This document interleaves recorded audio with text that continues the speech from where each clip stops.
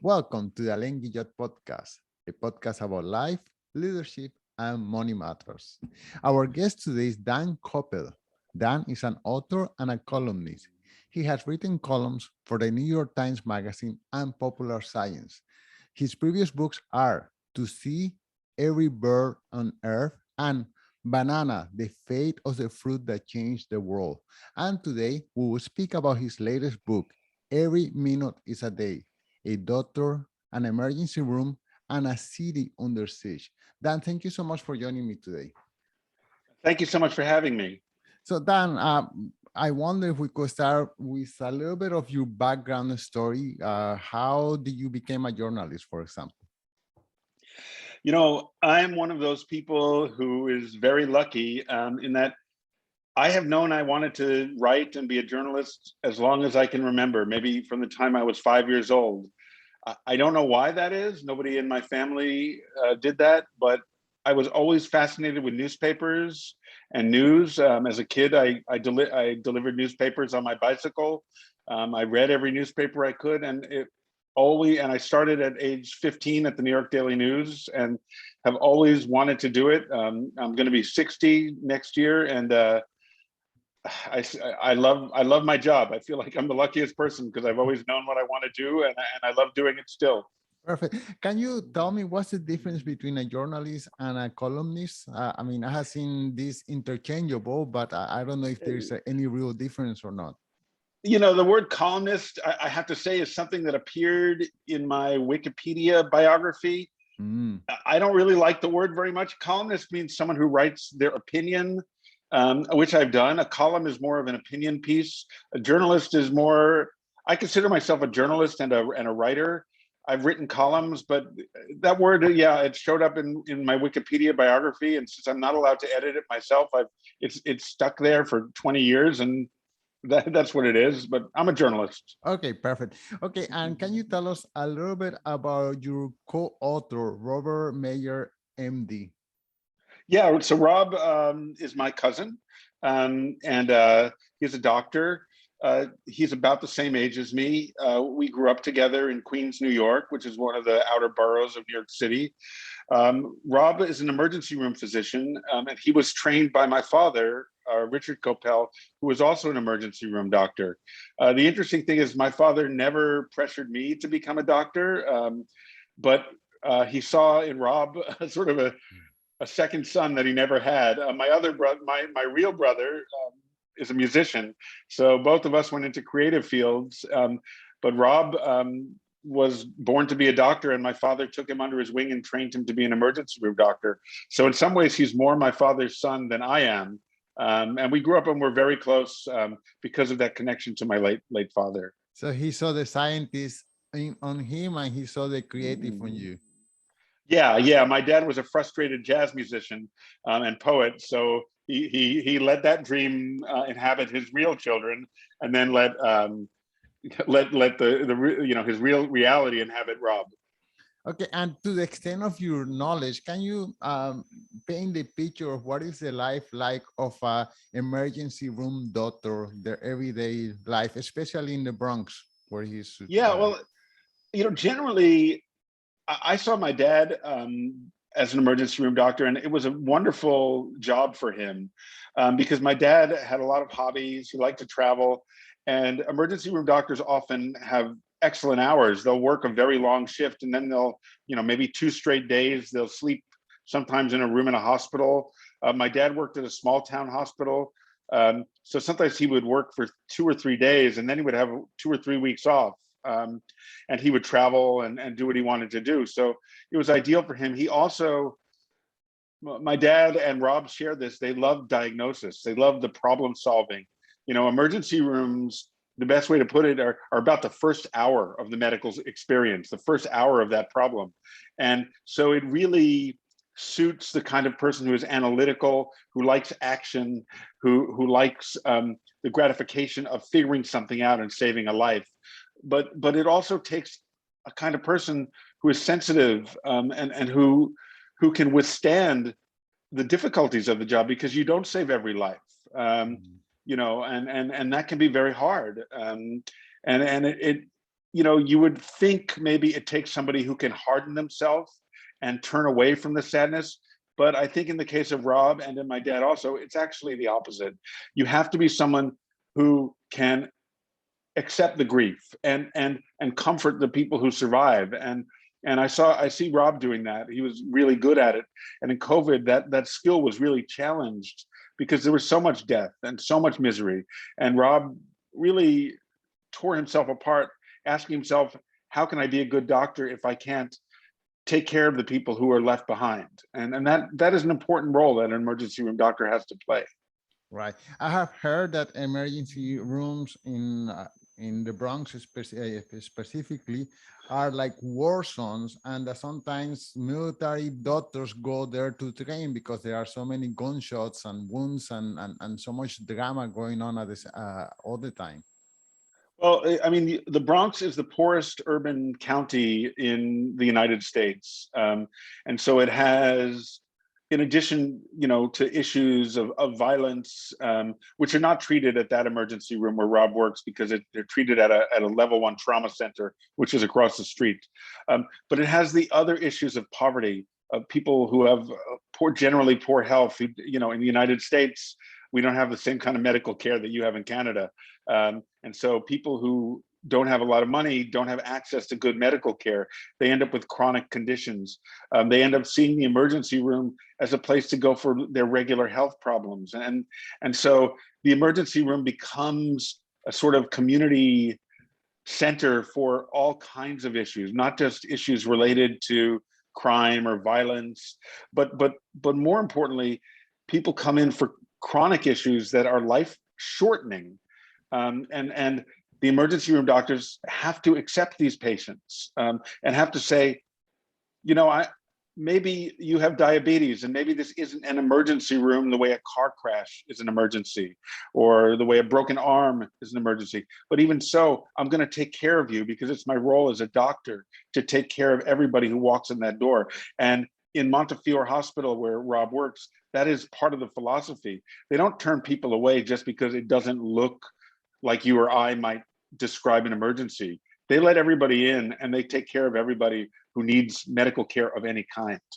Well, it's a little bit sad, and it gives us make us aware of the priorities in the United States, because the United States is much, much, much richer than Canada. It has more resources, yet people lack the basic healthcare. While here, I mean, we are small. Canada, we are smaller than the state of California, and we have universal healthcare, and we don't have to deal with all these people without being able to afford whatever medicine they need. The number one cause of personal bankruptcy in the United States is medical debt. I cannot understand how a family can be forced to lose their home, lose their future because of an illness. It astonishes me. And maybe we'll talk about this later, but I faced my own health challenge during this. And I'm lucky in that, I have a job, a good job. My wife is employed. Even so, I can tell you that my own illness cost my family tens of thousands of dollars, and we had insurance. It cut directly into my children's college fund. And we were among the lucky ones. And that's a sad and tragic situation. And that's just my personal opinion, but I don't think anybody should be bankrupted or by a health problem. And this is something that touches everyone. It doesn't just touch, I don't know, the rich or the poor. Everyone gets sick, and everyone could be bankrupt, no matter where in the social or economic scale you are. And what makes me a little bit sad is that whenever I see discourse about the health system in the United States, I hear them say, we don't want to be like a socialist country. I mean, we are not socialists here in Canada, and we have this amazing service. Well, the other thing that you often hear is, well, I don't want the government to choose my doctor. And I would say, please choose my doctor. It's better than no doctor, Right, right, because right. that's what most people face. And it's really a fallacy.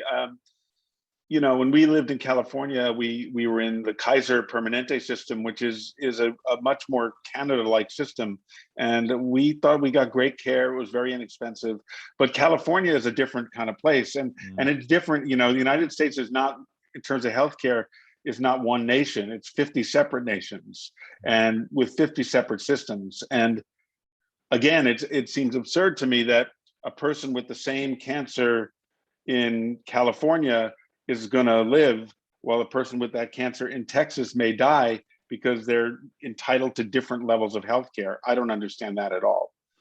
Okay, well, let's go into the topic of the book. Can you tell us more or less what is this book about and how did it get started? How that conversation between you and your cousin got started? Yeah, and the book really is the story of the first 6 months of the COVID pandemic in the busiest, hardest hit hospital in New York City and perhaps in the world. It's the story of one emergency room doctor and his colleagues and how they struggled to learn about this disease and treat it. At the same time as they were getting sick themselves, as their loved ones were getting sick, and as they were battling to save lives, to maintain their own sanity, to maintain their sense of humanity, and to take care of people. I will say that the book is completely non-political. We very intentionally did not talk about the politics, about vaccines, about masks, none of that. And it wasn't because we thought, oh, we're going to, get involved in a battle with this side or that side. It was because we saw the politics and we thought the politics are getting in the way of mourning and grief. And that this book really was about the way this disease and this phenomenon of COVID-19 has stripped this basic human right from us. And it's the human right to grieve our dead. People were not able to say goodbye to their loved ones. They were not able to have funerals. They were not able to go in the hospital and watch their mother or father dying. They were not able to have any of these things that are the most basic rituals. Neanderthals buried their dead and said goodbye to them, and we were not able to do that. And this book, as we were writing it, we didn't know what it was about when we started. We thought it would be a diary. We didn't know what would happen. We started in March when COVID was starting, but by April we knew that this book was a book about loss and sort of the loss of loss. And it wasn't about politics. It wasn't going to be about one party or another, about one president or another. It wasn't going to be about the governor. It wasn't going to be about any of that. It was going to be about how human beings cope with loss and how human beings cope with a situation that most of them had never seen and never experienced, and how they learned and I don't want to say triumphed, because here we are and we haven't triumphed, but how they learned to live and die with a disaster, a health disaster. So there is your cousin, Dr. Mayer, in the hospital saving life, and how the idea of writing the book came about. Well, I care about my cousin. So when COVID happened, starting in the beginning of March, late February, I sent him a text message and I just said to him, "Hey, Rob, how are you doing? Are you okay?" Because I knew, first of all, I knew that the first COVID cases were very close to where he lived. And I knew in the Bronx that there would be COVID cases. And he said, "It's bad," in his text message. And I said, "On a scale of 1 to 10, how bad is it?" And he said, 100. And so I said, I knew him and I knew that he probably wasn't talking to his wife or his family about it because he didn't want to scare them. So I said, "Hey, if you need someone to talk to, I'm here." And so he started messaging me and then calling. And after a couple of weeks, the journalist in me started saying, wow, this is really a document that might be something people would want to read and share. And so I very sort of cautiously approached him and said, I think there might be a book here. I think it could be a good book. I think it could be an important book. Do you mind if I show it to some people in private? And he said, yeah, I don't mind showing it to people. And so I put together, sort of a proposal with some of his messages and notes, and sort of outlined what we might do. And I was right. There was some interest, and very quickly, we had a publisher agree to do a book. We didn't really know exactly what the book would be, because we didn't know, when we were going to finish, whether the pandemic would burn out. There was some early desire for it to be really what we call medical procedural, which would really be a lot of blood and guts and excitement and action. I'm really glad it didn't turn out to be that book. I think it's more human than that. It's got more background, but it really came out of me and him, his need to communicate with somebody, and me being lucky, or the right person, and then me was, wanting to exploit him, I guess, and say, hey, this is, the world needs to see this. It's important, and he agreed. Well, for the listeners, I had to mention that the book feels like we are sitting right next to your cousin, seeing, living this drama, this evolving drama, and that we are seeing how he's taking decisions moment by moment as he's facing a life situation that he has never faced before in his life, which is this dramatic increase of patient almost by the minute. So can you tell us the exponential growth of patients that in the hospital, from 3 patients to, I don't know, thousands of patients in a month? Yeah, it was completely crazy. And it was, Rob, when the September 11th attacks happened, Rob jumped into a car with a friend, and they drove from the Bronx down to the World Trade Centers, and they were ready for anything, along with hundreds of others, of doctors and nurses and any kind of first responder. And there was nothing to do, really. There were no survivors. And they had trained, in 2014, they had trained for Ebola, which had appeared in North America, but didn't come. So they had never seen anything like this. And when I visited the hospital, it was at the height of it. And I've been in emergency rooms before, because my father was an emergency room doctor. And it was the most horrible thing I've ever seen. I mean, it was what you would imagine a war zone would look like. People were so close together because there was no room. People were praying. People were dying. People were crying. They were giving x-rays, and nobody was wearing protective clothing because they were too close to each other to do it. At that point, they didn't have enough official PPE, so doctors were wearing their own, so everybody looked a little different.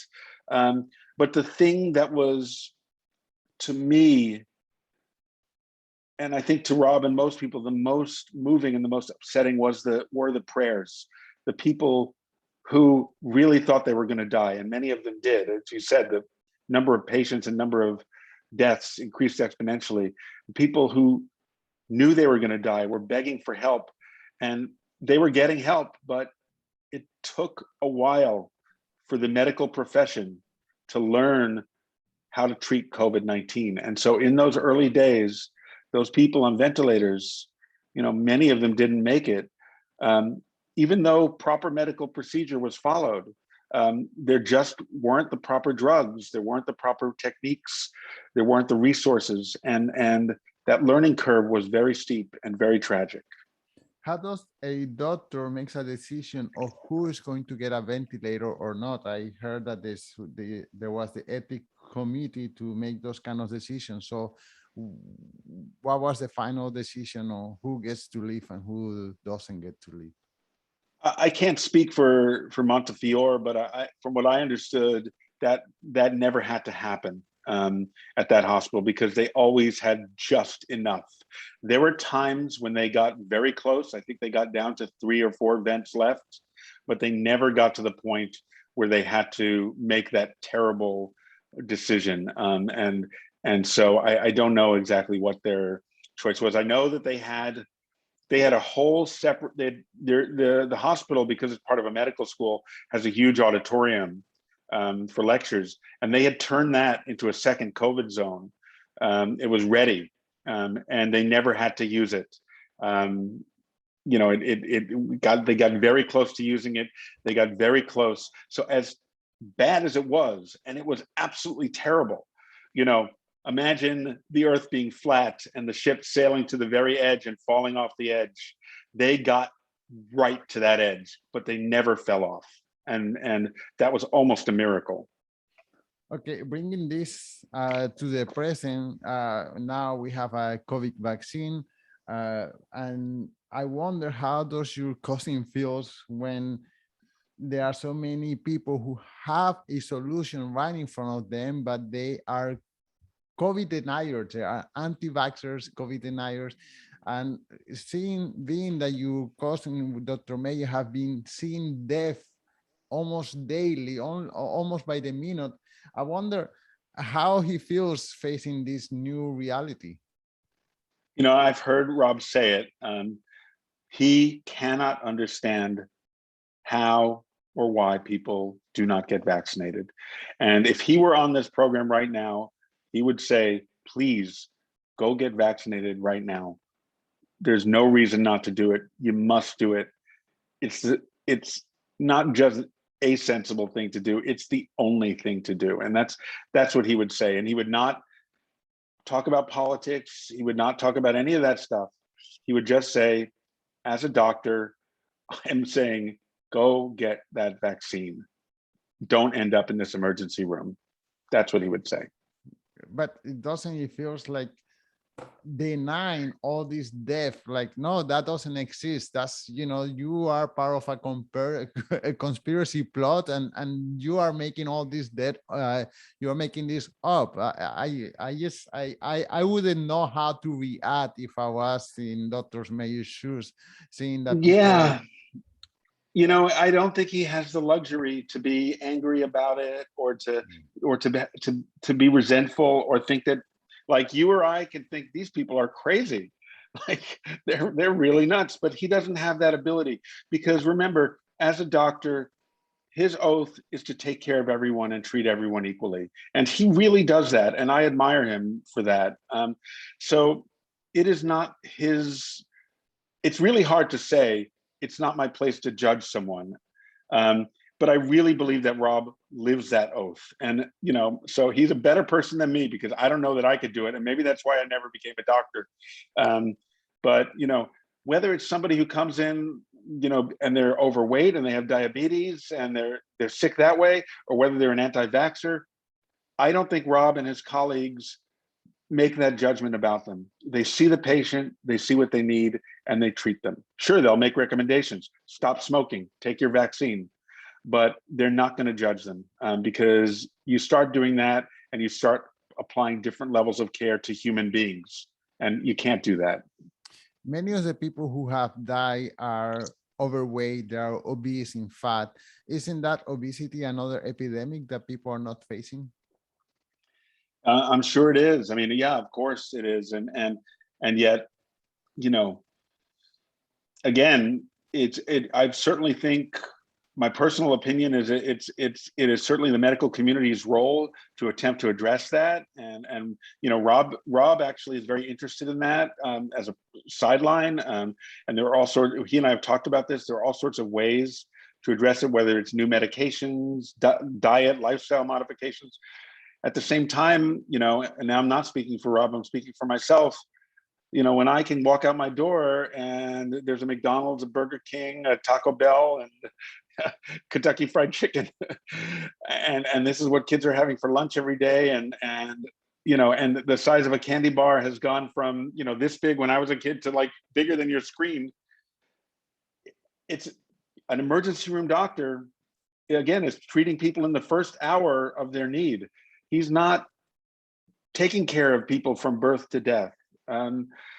It's a bigger question. It's a question, you know, I have two little kids, ages 6 and 10. I don't want to say too much bad about what they get in their school lunch, but for crying out loud, you know, don't give them potato chips. But I'm a bad dad because I buy them candy. So Right. It's a very complicated issue.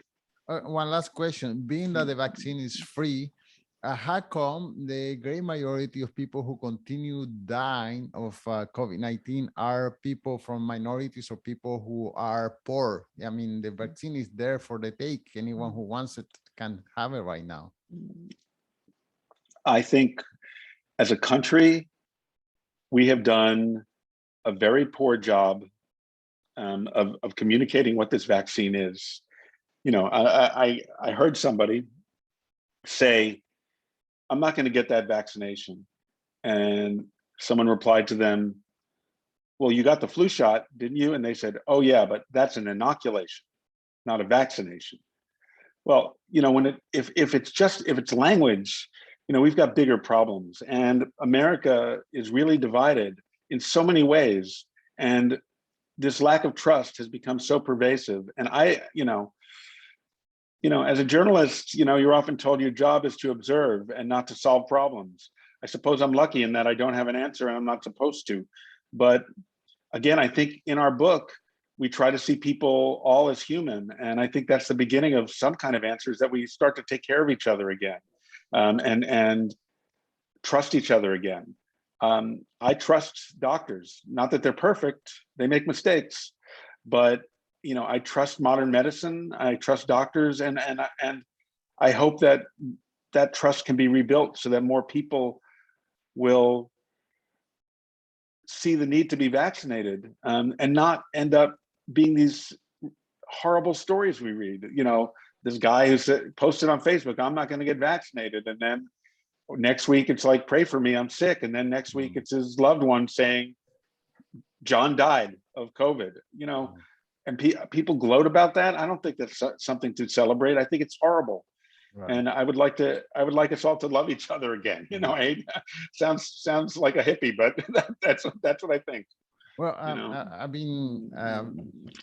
been trying to stay out of politics, and this is not a politic-related question. It's just like a global way to promote ideas. Right here in Canada, right now, we're having elections, federal elections, and I'm surprised by the amount of negative advertisement that there is against the other candidate, whether it's one or the other one. And I think in the United States, well, that's also the way that people do politics, not by promoting their vision for the future, but putting down the other party. So when it comes to COVID-19, I think a lot of people have politicized this as, you know, if this is what the other party believes, then you shouldn't trust this miracle drug because this is what the other party believes. So I think a big blame is that negative advertisement, a way to promote your candidates or your political ideas. Yeah. I mean, look, negativity works. You know, when I was a young journalist, I was very aggressive. I like to get the people that I thought were bad guys. I liked the exciting story. And I had to learn that everybody was human, and that wasn't a good way to be. And there's some stories that I wrote that I regret, even if they were true.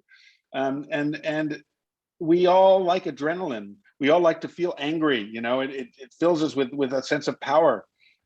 It's much harder to appeal to the intellect, to a more calm instinct. It takes maturity, and it takes sacrifice, like, because you know you're going to sell more clicks on Facebook with a negative approach than with a positive approach. I don't know how to solve that problem, because I think that's been going on for thousands of years. You know, but somehow it's infected our culture now, and you know, we need a vaccination for that too. Okay, Dan, well, I think your book is giving us a front row on this historic tragedy that we have never experienced before, at least to this magnitude. I wonder if you could tell us one more time the title of the book and where can the listeners follow the work that you do? Yeah, the book is called Every Minute is a Day. A doctor, an emergency room in a city under siege. It's published by Crown in the US. It's available in hardcover and as an audiobook.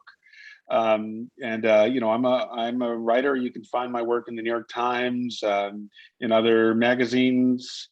You know, I'm writing all over the place. I've got working on another book now, and you can find me at Soulbarn, SOULBARN, various social media. And yeah, look for it and buy the book. Dan, thank you so much for joining us. Thank you for having me. It was a pleasure. Take care.